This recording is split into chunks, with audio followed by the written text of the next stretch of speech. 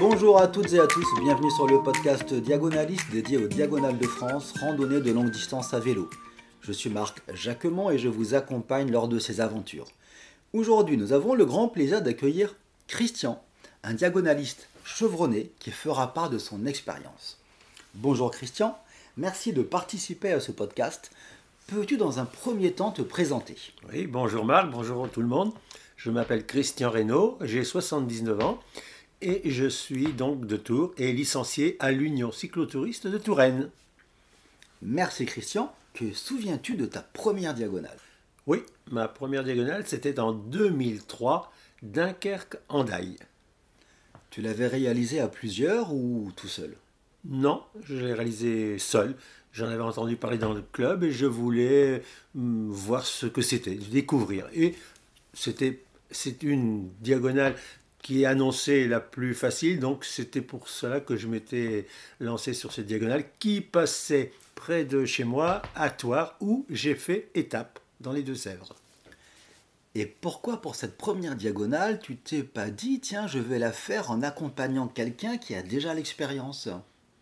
Non, je voulais éventuellement souffrir tout seul. Je ne savais pas ce que c'était, donc j'ai voulu découvrir seul. Je précise que tu as un passé assez fort de sportif. Oui, j'ai toujours aimé le sport. J'ai été donc footballeur, donc pour être en forme, il faut s'entraîner. Donc j'ai toujours fait du sport. Et après, pendant une période, j'ai un peu cumulé les deux avant d'abandonner le football et de consacrer uniquement à la bicyclette. Donc tu as fait cette première diagonale et puis dans la foulée, tu as finalisé le cycle des 9 diagonales. Qu'est-ce qui t'a plu dans cette première pour de fait finir le premier cycle ? Eh bien, donc après, j'en ai parlé dans le club et j'ai réussi, c'est un grand mot, 3 autres camarades ont été intéressés et donc j'ai organisé la seconde en 2007 avec 4 autres camarades du club.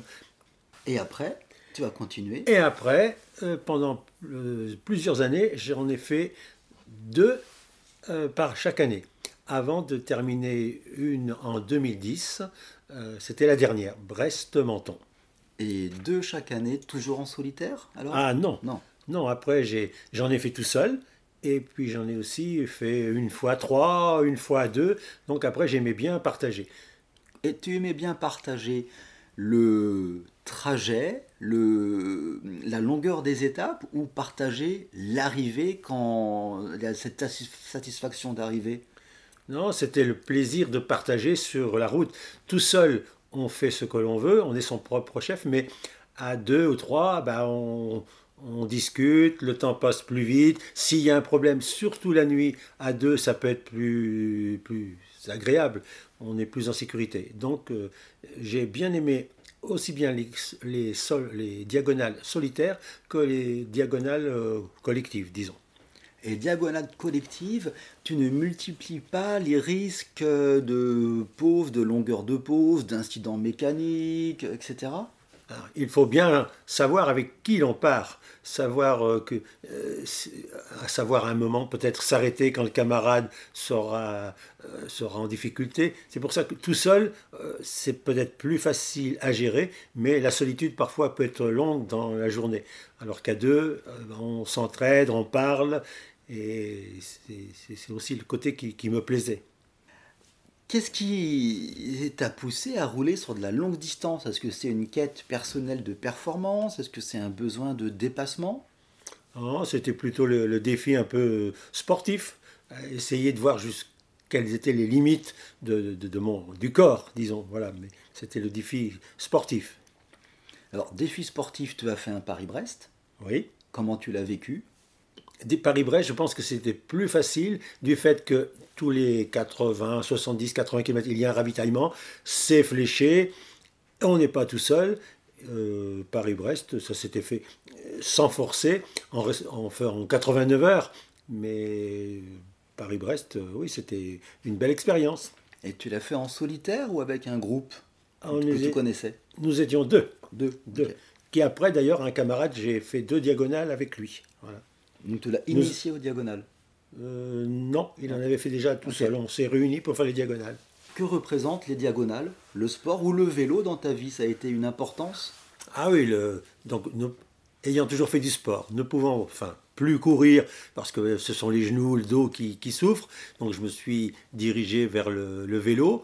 Et c'est un sport individuel, mais quand on est en équipe, c'est toujours mieux, toujours pour le partage, découvrir une belle région, passer près d'un beau monument, un beau site, on aime bien partager.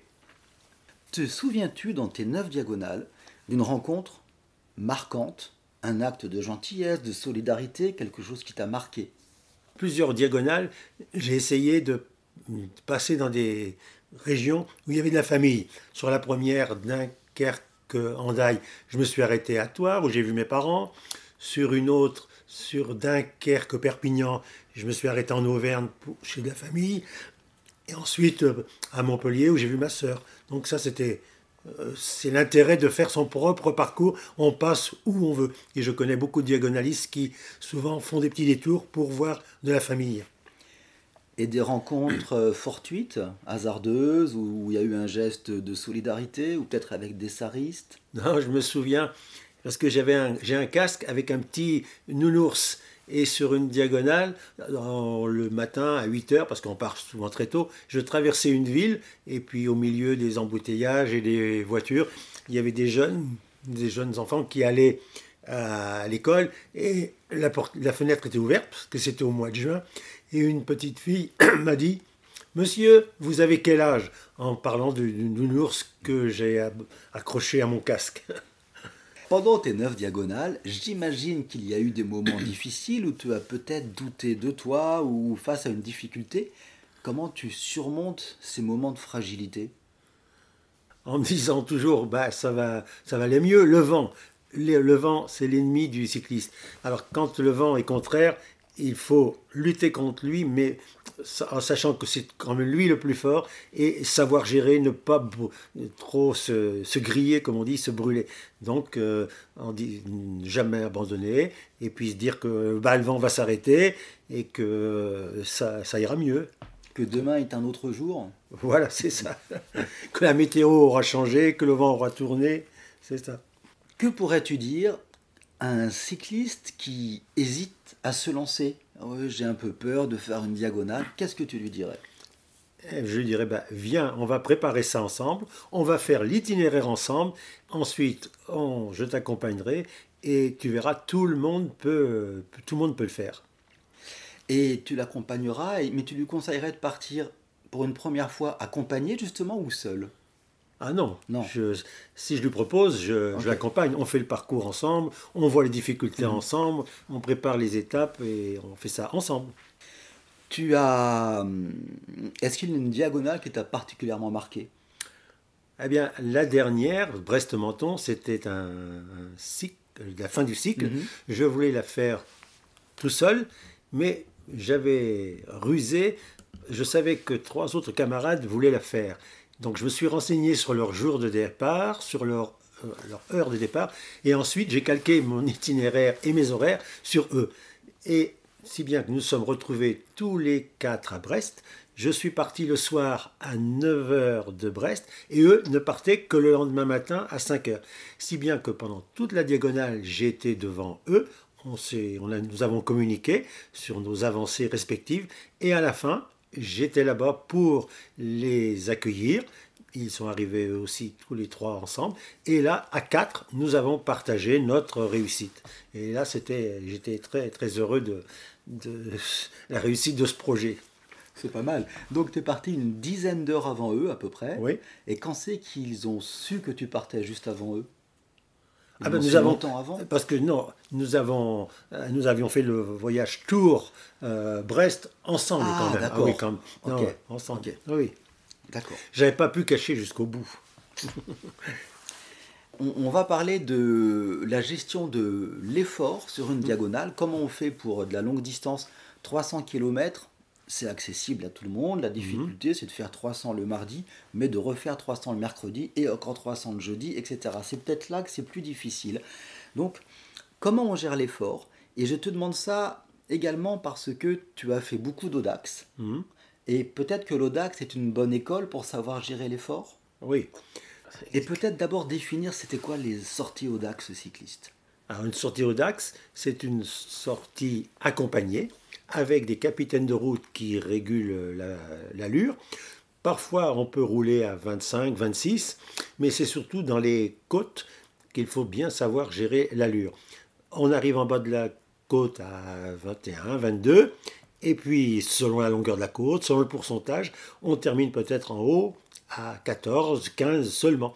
Et ensuite, on repart à une allure de croisière qui va être 26, 27 pour aboutir à la fin à une moyenne générale, au bout de 100 ou 200 km, selon la longueur de l'Audax, à une moyenne de autour de 22,5. Donc c'est savoir bien réguler son effort tout le temps. Ouais. C'est rouler à allure régulière. Et donc ce principe-là, on peut l'appliquer à une diagonale. L'allure régulière, ne pas forcer, même le premier jour si on est en forme. Bien sûr, ne jamais dépasser ses limites, dépasser l'allure de croisière, toujours en garder sous la pédale, sinon on se crame rapidement. Oui. Tu parlais du vent avant, je trouve ça très dur le vent. Donc, et tu disais là, en cas de vent de face, il faut s'économiser. Je ne cherche pas à garder ma vitesse, je ralentis, c'est pas grave. Ah oui.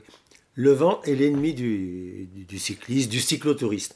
Donc, vent contraire, il faut savoir faire profil bas, accepter de baisser sa moyenne en se disant que le vent va forcément s'arrêter, qu'on a peut-être, ça arrive parfois 100 km à faire contre le vent, mais ne pas brûler toute son énergie contre le vent. Si tu me disais une diagonale, une phrase ou un mot qui pour toi traduit une diagonale, ce serait quoi? Partir du nord de la France, par exemple, Dunkerque, et ça, ce sont des images qui me restent à l'esprit, traverser des champs de lin, des champs tout bleus, c'est magnifique, et 3 jours après, arriver donc près de la Méditerranée avec les champs d'oliviers. Voilà, c'est ce que j'aimais, traverser la France en 3 ou 4 jours, complètement des noms bizarres, que ce soit en Alsace ou dans le Nord, et se retrouver dans le Midi avec des noms complètement différents. C'est voir l'évolution du paysage qui défile oui. avec la force de ses jambes. Nous allons arriver au terme de ce podcast. Aimerais-tu ajouter autre chose? Tout cyclotouriste qui en a envie, je pense, peut réaliser une diagonale. Il suffit de le vouloir, se renseigner auprès de camarades qui en ont déjà fait. Et je pense que réussir une diagonale apporte une grande satisfaction, repousser ses limites, voir de quoi on est capable. Je pense que tout le monde le fait. Et j'invite donc tous les cyclos à découvrir ce beau challenge qu'est une diagonale. Merci beaucoup Christian, et ça donne envie de se lancer en tout cas. D'accord. Merci pour avoir partagé ton expérience. Merci à tous nos auditeurs de nous avoir rejoints. N'hésitez pas à nous envoyer un email à diagonaliste@gmail.com si vous avez des questions, des suggestions et bien entendu une diagonale à partager. Merci également pour tous vos commentaires que je reçois régulièrement au sujet de ce podcast et qui à chaque fois m'encouragent bien entendu à continuer. Au revoir Christian. Au revoir Marc, au revoir tout le monde.